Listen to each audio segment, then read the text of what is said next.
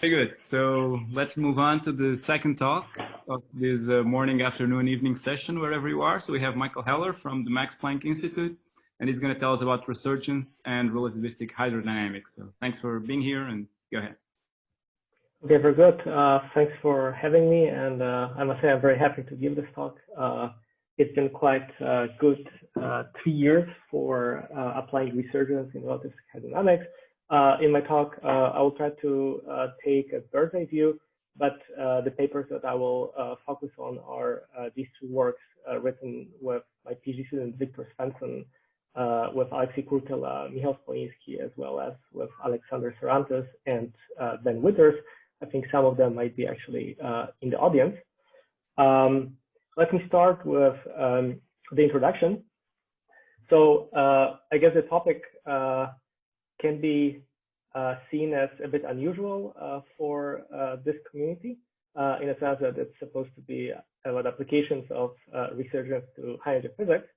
However, what I want to say is that relativistic hydrodynamics is actually very important for high energy physics, because what it does, it encapsulates effective reduction of numbers of degrees of freedom in non-equilibrium processes in quantum field theory.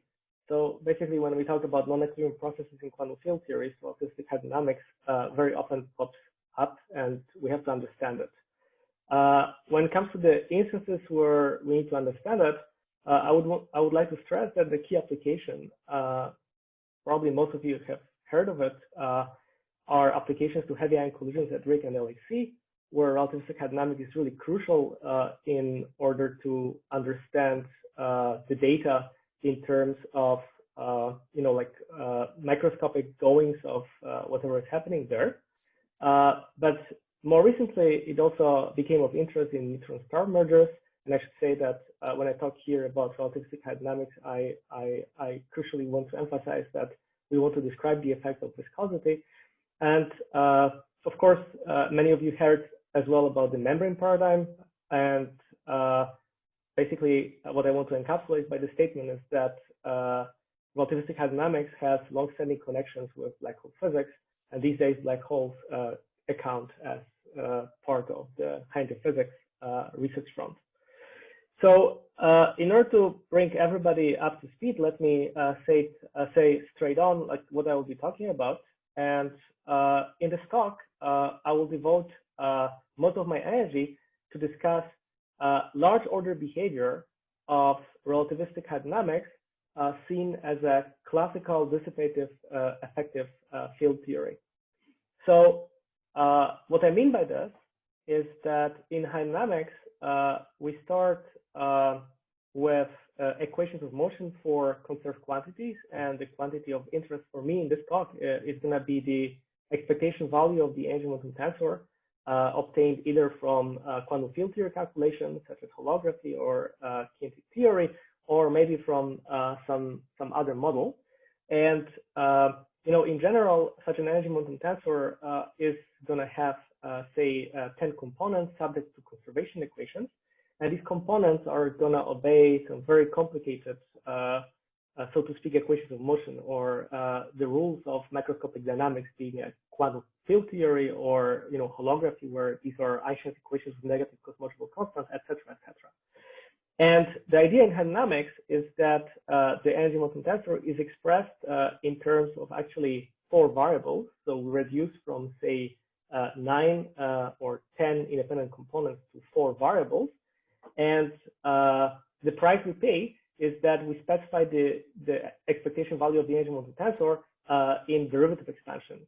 And the leading term is the stress tensor of what one would call perfect fluids. So if only this piece is present, the equations of motion or conservation equations for the energy momentum tensor do not lead to the increase of entropy. And then on top of this piece, what we add are order by order in derivatives of velocity and energy, all possible gradient corrections that are available. And such gradient corrections are multiplied by scalar functions of, in this case, energy density, and we call them transport coefficients.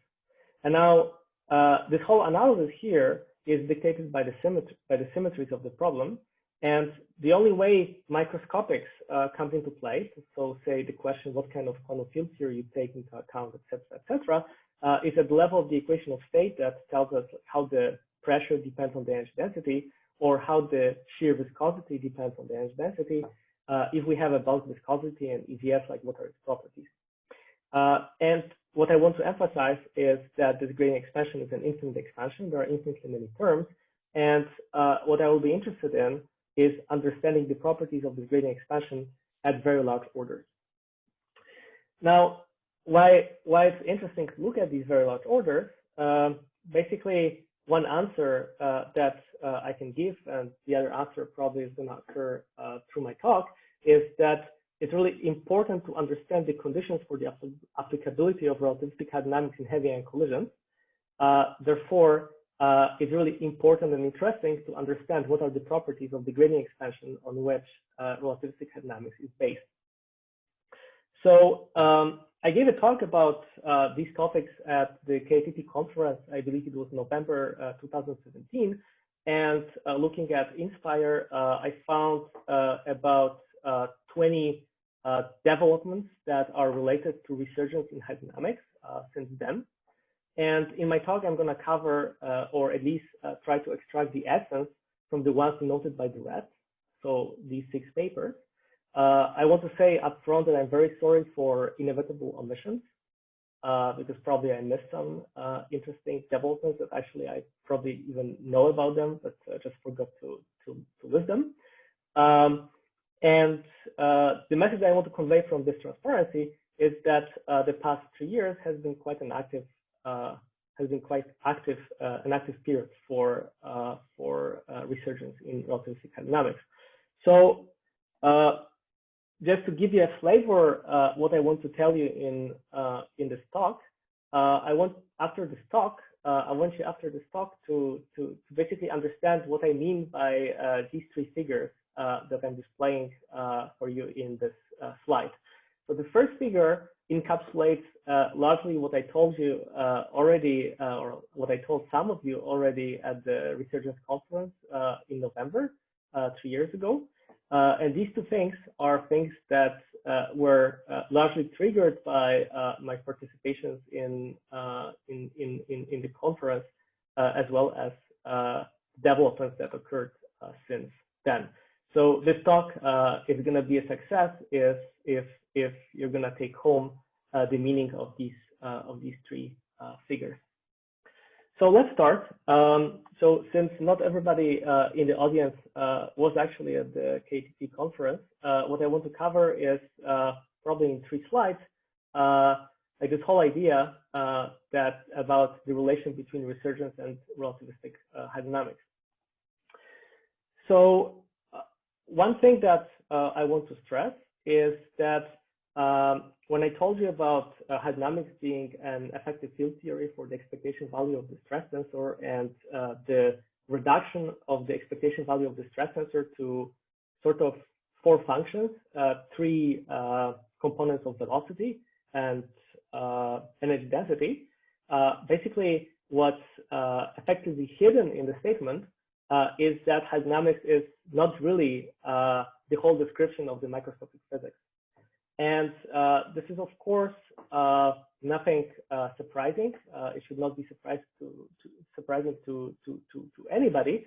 And if you want to quantify this statement that hydrodynamics is not really everything that's going on in a non-equilibrium process in a quantum many-body system or classical collective system, then the easiest thing to do would be to calculate actually how the system at non-zero temperature responds to external perturbations. So I'll assume for demonstration purposes that we talk about quantum mechanics. So we start with a thermal density matrix, and in this equilibrium system, to this equilibrium system, we apply a kick. And this kick is encapsulated by the quantum field theory source that we turn on at some moment in time, and we let it do whatever it wants. And the quantity that's going to couple to the source is the retarded 2-point function of an operator associated with it. So with each source, there's going to be a local operator associated with, and what we're supposed to calculate is this retarded two-point function. And the statement that I want to make is that the pattern of real-time response of the system is going to be largely encapsulated by the structure of singularities of this two-point function in complexified frequency space at fixed spatial momentum, right? So the expectation value of the operator is going to depend on time because we talk about non-equilibrium system, and in general, it's going to also depend on position. So what I'm going to do, I'm going to always, or at least like here, I'm going to work in momentum space instead of the spatial position. And now what I'm claiming is that if you fix this spatial momentum, then the response of the system in time is going to be governed by what kind of singularities there are there in this retarded two-point function. And of course, the operator that is of interest for us is the energy momentum tensor. And here's the result of the structure of singularities in holographic conformal field theories. So for the experts in the audience, so I know that there are some people there who actually actively pursue related questions. This plot, of course, is in the sound channel. So what you see here is that in this particular case, the singularities have a form of single poles, and these single poles move as a function of momentum. So different colors on this plot correspond to the different value of the spatial momentum. So you see that there is a single pole, like there's a, and in this case, I should say also they're symmetric with respect to the imaginary axis. So there's a pair of poles sitting here, and they move as a function of momentum. There's a pair of poles sitting here, and they also move as a function of momentum, and so on and so forth ad infinitum. Now, the important part for whatever I want to tell you next is that these two poles that are encapsulated by this part of the figure are the ones such that the omega, in particular the imaginary part of their omega, goes to zero as the spatial momentum goes to zero. And as a result, like these modes, so these oscillatory and decaying contributions to the expectation value of the energy momentum tensor can be made arbitrarily long-lived as long as we make momentum arbitrarily slow. And they are nothing else than a manifestation of linearized hydrodynamics. And it's a linearized hydrodynamics because over here I'm talking about linear response theory. Now, as you see, like there's also like all sorts of other stuff here, but the stuff has such a property that the imaginary part of this single pole contributions, it never actually approaches zero. So this is the stuff that is exponentially decay, and after a time scale set by the inverse of the imaginary part is going to be basically, for all practical purposes, gone from the dynamics of the system. So such contributions I'm going to call transients. And whatever I'm going to have to say next is going to be about interplay between hydrodynamics and transients. That's why I introduced this transparency.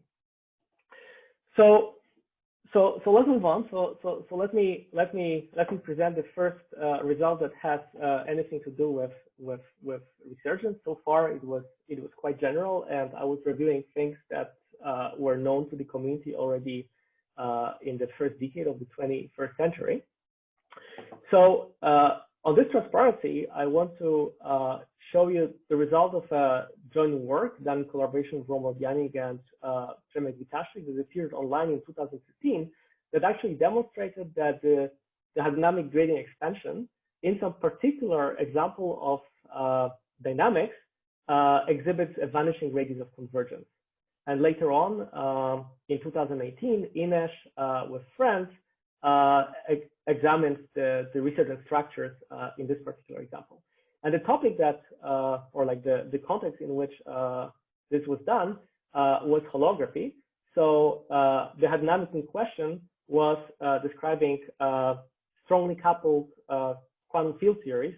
In this case, and throughout the talk, I'll be talking about conformal field theories. So strongly coupled conformal field theories with large number of microscopic constituents in 3+1 space and dimension. So if you want to calculate the properties of the gradient expansion at large orders, the easiest thing that you can do is to look at a particular kind of dynamics that is so symmetric that most of the things is fixed from the outset. And an example of such a dynamics that happens to be of, so to speak, central interest to heavy ion collisions is the so-called Bjorken flow. So the Bjorken flow can be thought of as one-dimensional expansion of matter that in this case is going to have an infinite transversal extent, and the dynamics in these considerations is not supposed to depend on where you are in this transversal plane. And you can think of it intuitively as the dynamics originating from the collision of two ultra-relativistic nuclei. So you can think about the collision of two ultra-relativistic nuclei. They collide, they leave some debris. And over here, I look at the space-time development of this debris along the expansion direction. Now, when I just think about one-dimensional expansion, quantities depend on both time after the collision and the collision along the expansion axis. And as a result, this problem actually is very hard to address, especially that over here, the calculation was supposed to be done using holography, and holography requires us to add like at least, you know, one more coordinate into the problem that's going to be for experts holographic radial direction. So it would be very handy if we can adopt an additional symmetry assumption that's going to reduce the number of quantities on which we depend to a single one, sort of like a rotational invariance in Euclidean space. And it turns out that in the context of space and dynamics, such a symmetry assumption is the so-called Boost invariance, and that's the essence of the Bjorken flow. So it turns out that this flow is a flow in which things do not depend on x0 and x1 separately, but only to their unique Boost invariant combination, which is the proper time tau. And now, in the case of such a dynamics, it turns out that the flow velocity is fixed, and whatever microscopic theory we consider, everything can be characterized in terms of a single function of a single dimensionless variable. And such a function can be basically taken as a measure of the anisotropy in the system between the transversal plane and the longitudinal direction. So what I do is I diagonalize the energy momentum tensor. I take transverse pressure, and it's degenerate because there's a rotational symmetry in the transversal plane. I subtract from it what I mean by the longitudinal pressure and normalize with respect to the energy density. So such a quantity is naturally dimensionless. It has an interesting physical interpretation, but because I'm here after Resurgence, what's important for me is that this quantity A has a very nice property as encapsulating the gradient expansion. Namely, because in Bjorken flow, the velocity is fixed by the symmetry, it turns out that the gradient of velocity is basically an inverse power of proper time. And as a result, on-shell gradient expansion is given by the expansion in inverse powers of W. So the on-shell gradient expansion is just a Taylor series in 1 over W. And the term that behaves like 1 over W is a term that has a contribution from first derivative. The term that behaves like 1 over W squared has a contribution from two derivative terms, and so on and so forth. And if you're an expert in this on the subject, the first non-trivial term that appears here comes with a transport coefficient that is shear viscosity. Now, what I want to emphasize here is that by paying a price that we look at a particular solution of microscopic dynamics, which is this Bjorken flow, we are able to trade the properties of the gradient expansion into the properties of a Taylor expansion in this W variable. And this is something that is much easier to understand. And in particular, it's something that is much easier to generate numerically using ADS-CFT. And in this work, what we did is we calculated the first 240 terms, so all the way to 1 over W to 240, and found that these coefficients AN, they exhibit a factorial growth.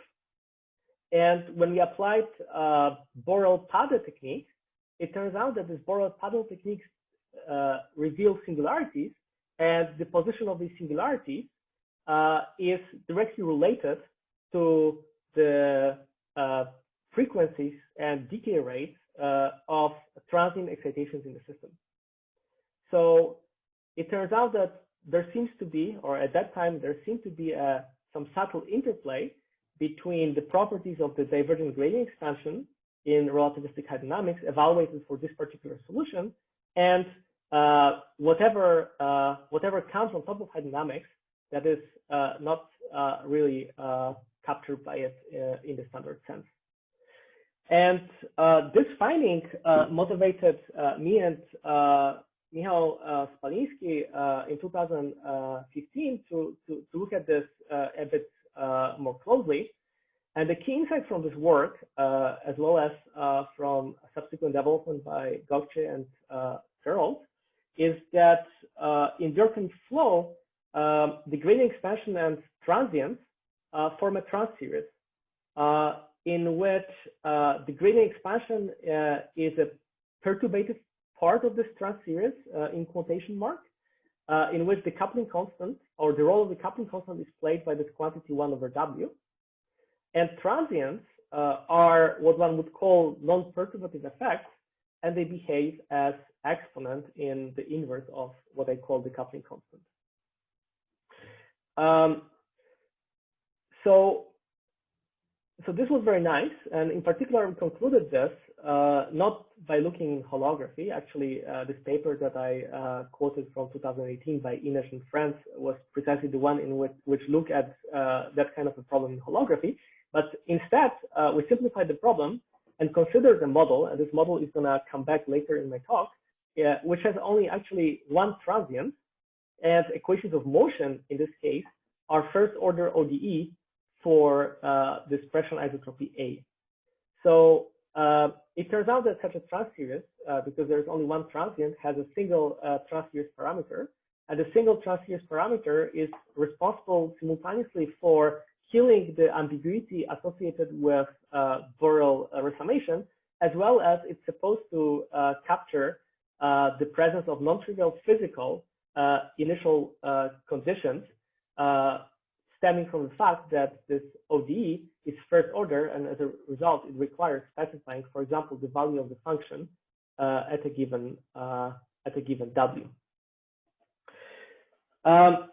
So the last thing that occurred before I gave a talk at the KITP conference 2 years ago was analyzing similar story, but instead of looking at holography or some model that gives rise to an ordinary differential equation, we decided to look at kinetic theory. And what I want to emphasize is that I'm talking here about the first version of the paper that we wrote with Kurkela and Polinsky. And the reason why we started looking into kinetic theory is because of heavy ion collisions phenomenology. Holography obviously is applicable to strongly coupled physics. Whatever we found was therefore related to strongly coupled physics, and it was kind of an obvious question: what happens if we look at the weak coupling physics in quantum field theory? How does this whole structure look like there? So we did the exercise. So in the kinetic theory, the degree of freedom is the distribution function. The distribution function is a function of space-time position and particle momenta.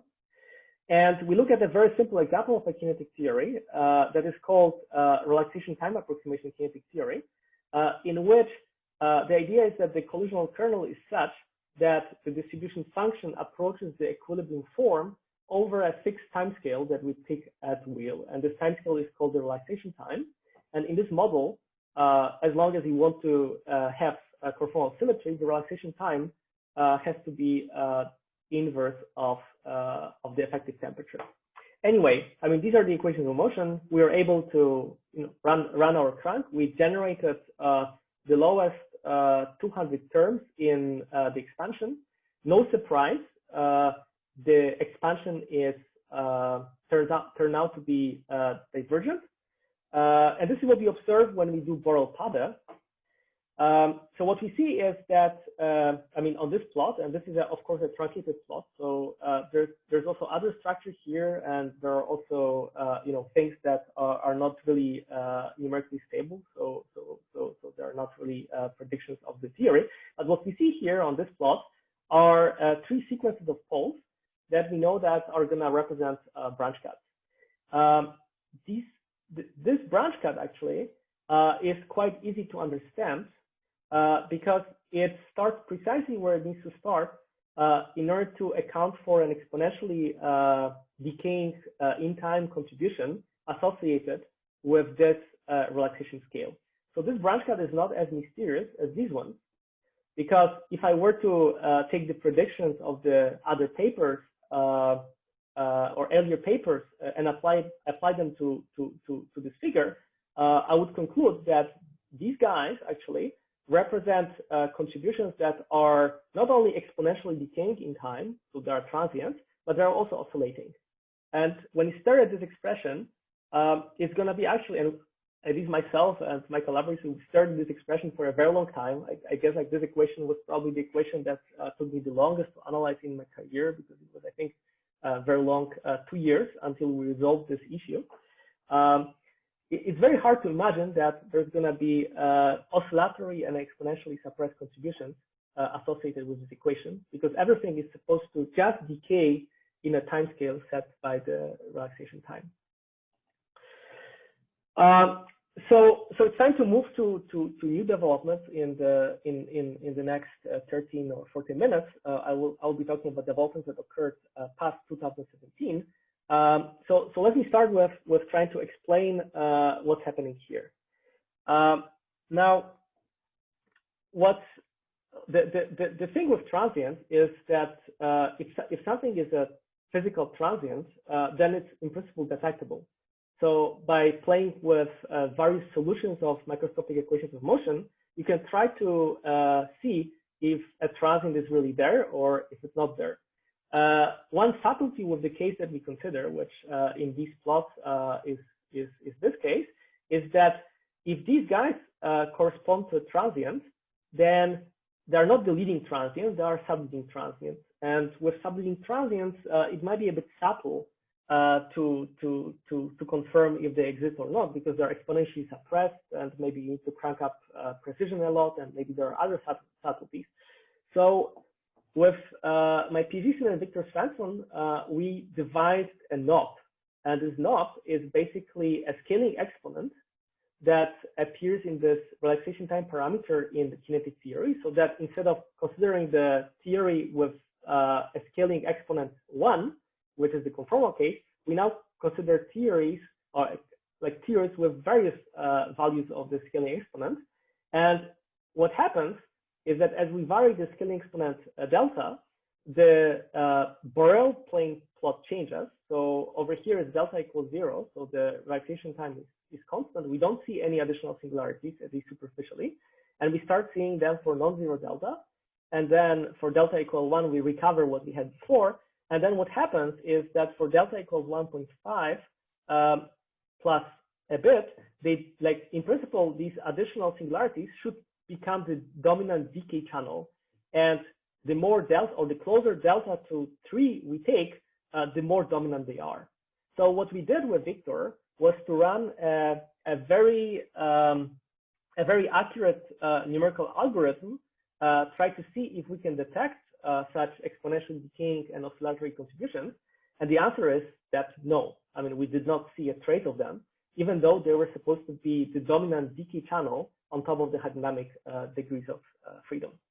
So this led us to conclude that they must be unphysical from the point of view of non-equilibrium physics. And having said this, it was still actually very interesting to try to see how they arise. And this is the topic of the V2 of the paper that appeared of the paper from 2016 that appeared in February 2018, and includes now also Victor. And in this paper, what we utilize is that this particular kinetic theory that we talk about has an alternative formulation in terms of integral equations. So this is a complicated equation, and I don't really want to spend like a lot of time talking about it. I just want to give you a flavor of what's going on here because I think it's interesting from the point of view of resurgence. So this equation has all sorts of functions. In particular, has this function h. And when we solve for, say, initial value problem using integral equation, then in all these integrals over time, we pick a contour of integration in tau that is homologous to the real axis. In particular, this is how we try to hunt for these additional perspective modes in initial value problem. However, you know, if you look at this equation more generally, in principle, each this integral should come with an independent specification of the contour of integration. And it turns out that this function h on complex plane for complex parameters, so for complex time contours, it has singularities. And when you change the integration contour, you pick up these singularities. And it turns out that these branch cuts here are not physical exponentially decaying degrees of freedom that you get in your dynamics, but actually precisely represent additional contributions to energy density that appear when these integrals operate over the whole complex plane, not just over the real axis. So we found it very interesting because at least in the things I did so far, integral equations never really showed up, and also kind of motivating from the point of view of resurgence. Although myself, I've never really looked into this, because if you look into this plot more closely, so this plot is more accurate than the one I showed you previously, because the previous plot had 200 terms. This one is based on 400 terms. There's this singularity that I call the ghost mode in analogy with the ghost instanton. And then there's a singularity over here that comes from nonlinear interactions between this guy and that guy. So basically, this is the addition of frequency.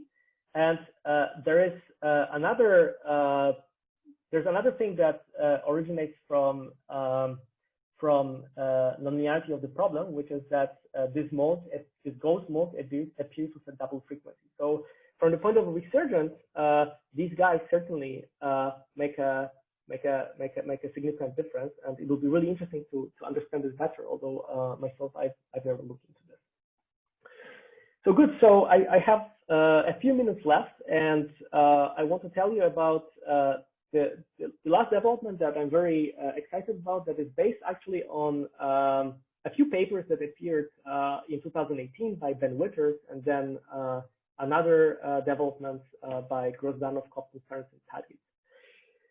So when I talk about hydrodynamic modes, I never really showed you the formulas for them, but actually it turns out that you can very easily construct formulas for them in which the complex frequencies are expanded in spatial momentum, right? So this is the contribution, say, from the first order. This is the contribution, say, from higher orders, and so on and so forth.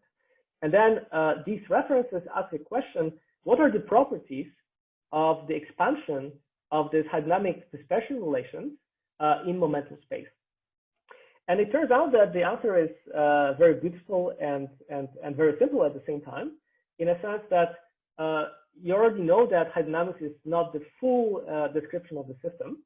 There are other modes, and it turns out that it's possible, or actually it's really inevitable, that when you operate at the level of complexified spatial momentum, the hydrodynamic frequency can become precisely equal to the frequency of some transient mode. And then the value of this frequency, or absolute value of this frequency, is what sets the radius of convergence of this expansion. So this hydrodynamic gradient expansion at the level of dispersion relation has a radius of convergence that is non-zero, and it's finite, and it's dictated by the collision between two singularities of the Ricardo two-point function as a function of possibly complexified momentum. And in particular, if you look at the very simple model that we considered with Michal P in 2015, in which we look at resurgence, there's only one transient mode, as I said, and this is the hydrodynamic frequency. This is the frequency of the transient, and you see that these two are equal to each other when the square root vanishes. And so this is the collision between these two modes, and you can take and solve this equation and see the answer that you get. Now, the important thing to emphasize is that the story about the boost invariant flow was a story in a particular solution of equations of motion, in which we were taking the gradient expansion and evaluating it on shell and looking at the properties of this on shell expansion. And we did not really have much freedom there. I mean, we could do a few more things. So, for example, like Alex Buchel was one of the people who pursued this, looking at cosmological expansion, but there's not much room left.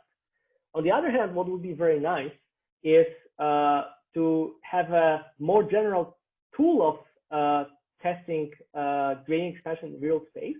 And it turns out that such a tool can be provided by linear response theory. And one thing that I want to say is that the expansion of the dispersion relation in momentum is supposed to be, it's a gradient expansion, but it's a different realization of gradient expansion. And what I want to do in the next two slides is basically to show you how to utilize this simple momentum space expansion to learn something about real space gradient expansion in the effective field theory. So let's be quick. So I'll be looking at small perturbations of equilibrium. So there's going to be a perturbation in velocity and perturbation in energy density. Velocity has three components, energy density is one function. And what we want to do is we want to look at flows that have less symmetry. So we want to go beyond this paradigm of the broken flow and perhaps learn something on the way. So when thinking about it with this team, we realized that actually in linear dynamics, there are not that many contributions that can appear. So it turns out that tensorially, you can identify three gradient structures in velocity and energy density. And then the only thing that can multiply these structures are scalar functions of basically Laplacian. So what I'm trying to say is that there are three tensorial structures, and all the rest are basically some scalar functions of Laplacian that, as it turns out, have normal power law type expansion. And the beauty of this construction, when you sit on it a bit, is that you can relate the properties of this function A, B, and C into the properties of hydrodynamic mode. So in particular, the function A that I will restrict my attention to in the coming few minutes is entirely determined by the shear hydrodynamic mode. And it's given basically by taking the frequency of the hydrodynamic mode that appeared in the last slide, for example, and replacing p squared by the minus derivative squared. And this is the way in linear dynamics we can transit between gradient expansion in momentum space and gradient expansion in real space. And this simple trick allows us to translate the properties of the expansion of A when acting on a solution to the properties of hydrodynamic dispersion relations. And one thing that you see already from the outset is that because the P expansion of the hydrodynamic dispersion relation had a finite radius of convergence, formally speaking, the expansion in derivative is also going to have a finite radius of convergence. But this is not really the case at the level of solutions. So that's the key distinction that I want to make, which is that we have a gradient expansion at the level of hydrodynamic relations, but then if we get terms that behave factorially, or maybe if we get terms that converge, that's going to depend on what kind of solution of the initial value problem we're going to take. So as an example, our story is very general, but in order to illustrate it, I want to use this example of an equation or system of equations that has only one transit mode. And we look at a flow in which the initial condition specified in momentum space is some exponent that is not very important for us, is a theta function, so that the support of the initial condition in momentum space truncates at some value of momentum. And now, if we take this value of momentum in our initial condition below the momentum that sets the convergence radius of the hydrodynamic mode when expanded in P, then it turns out that the real space gradient expansion evaluated on a solution of equations of motion converges. If the momentum is bigger than this P star, so like this P max is bigger than this P star, then what we get is that hydrodynamic gradient expansion diverges on a solution. And this is a completely generic statement. I'm illustrating this here only on a very simple solution to be particularly clear about it. The gradient expansion diverges, but this divergence is only geometric, like a geometric series divergence. And now, if we look at the situation in which our initial data have a support all the way to infinite momenta, which is going to be, something that normally you would assume as default, then it turns out that you necessarily have a vanishing radius of convergence. So this is all I have to say. Let me just, in a few words, wrap up. So this discussion about the radius of convergence of hydrodynamic gradient expansion was very much motivated by the phenomenology of heavy ion collision, but basically by now became a subject in mathematical physics, which is about application of resurgence techniques and transient techniques to real-time non-equilibrium phenomena. The whole discussion started with a very particular solution of hydrodynamic equations, the so-called Gökçe flow, that was very symmetric and allowed us for high order calculations. And the conclusion from these calculations was that the hydrodynamic constitutive relations are at divergent series when evaluated on top of this flow. Now, this conclusion was reached in a model of strongly coupled physics, which led us to consider kinetic theory as a model of a weakly coupled physics. So here the initial motivation at least was not really resurgence, but actually it was phenomenology. We wanted to see how physics changes as we go from strong coupling to weak coupling in quantum field theories. And this led us to take kinetic theory. And this project in kinetic theory became actually interesting, became also interesting because of the resurgence part. In particular, because of the appearance of spurious singularities in the Borel transform of hydrodynamic gradient expansion that have nothing to do with non-hydrodynamic degrees of freedom. And the last development that I covered that concerns linear hydrodynamics, and it's completely generic, and it states that one should make a priori a distinction between convergence of the hydrodynamic gradient expansion understood as an expansion in derivative and evaluating each term in this expansion on top of a particular solution. So in particular, in linear hydrodynamics, subsequent gradient contributions come with basically geometrically growing coefficients. But now when we evaluate them on a particular solution, it turns out that the way derivatives act and the factors that derivatives acting on a solution bring, these can lead the series to converge, diverge, or have a zero radius of convergence. And this is a completely generic statement without really making symmetry assumptions. So this is all I have to say. I want to thank you for your attention and sorry for running a few minutes over time. Thank you very much. Very interesting developments there. So let's open up space for questions. Just give me a second, and Marcel, you can go ahead. You're unmuted. Yep. Thank you. Hi, Michal. I'm quite interested in these ghost singularities, as you called them. So we saw something similar in when a few years ago we studied topological strings and holomorphic anomaly, where we also had these singularities that were close to the origin but were not visible.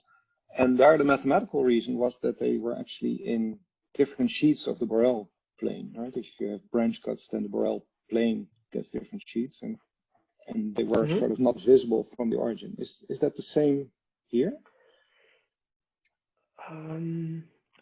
No, I would say no. So what happens is that the borrow plane is what I'm really showing to you, and all the singularities appear on the same sheet, I would say. What happens is that the function in the equation of motion has different sheets, and depending on how we specify our equations of motion, so to speak, in complexified time, then we get these additional contributions or not. But the funny thing is that when we did this calculation for the first time, we actually either didn't know or didn't really heavily use this particular equation of motion. We just did it directly at the level of the distribution function. So we never thought about having freedom of complexifying time. We just do the sort of perturbative analysis, and this is what we got. And we only a posteriori understood the features of the simple perturbative expansion in terms of time complexification. So I think the answer to your question is no. It's something else as far as I understood the question. Okay, that's surprising but interesting. Thanks. All right, let's move on. Michael, you can go ahead. Hi, thank you very much for the nice talk. I have a question concerning the new parameterization of the energy momentum tensor. So there a new interpretation of transport coefficients in that case. The microscopic theory is now displayed in a different way. So you're talking about the slide that I'm currently displaying? Yes, exactly. Okay.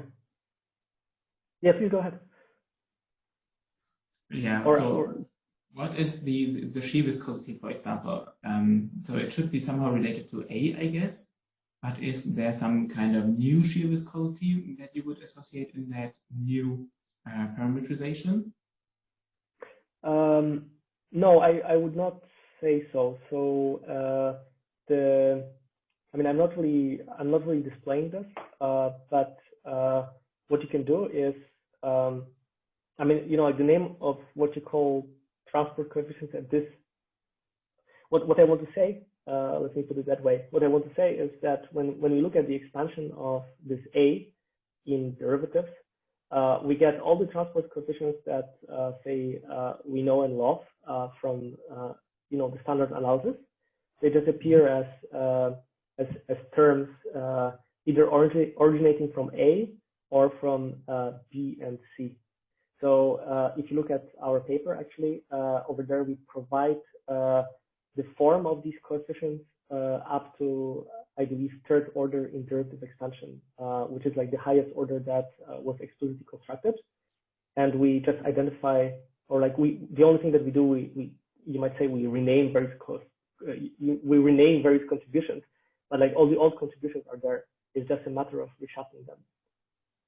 And at least like in this A, these contributions appear precisely in the way they appear in the hydrodynamic shear channel dispersion relation. So for example, like this omega h behaves like p squared, and the coefficient in front is eta over s with an imaginary part and some number, right? And then what you're going to get is you're going to get p to the fourth, and the coefficient in front is going to be the so-called relaxation time, right? And so on and so forth. Okay, thank you. You're welcome. All right. Sergey, you're next. Go ahead. Thank you for a great talk. I have a very simple, very naive question. If I understand correctly, the small parameter where we can call it perturbative expansion is the energy scale or frequency. And if that's correct, then what is the meaning, physical meaning of other saddles corresponding to Trance series? Oh, very good. That's a great question. Thanks, Sergey. The question that I started with in the talk was the question about the behavior of these terms, right? You can see my slides, right? Yes, yeah. Yeah. So what I want to say is that we have the energy momentum tensor, and this energy momentum tensor is based on group theory principles expanded in all the derivatives of velocity and energy density permitted by symmetry. And what I'm interested in is basically knowing what terms there are there at a level of having n derivatives, 2n derivatives, and so on and so forth, when n is of course an integer. So that's kind of a question that I'm interested in, but in general it's a hard question.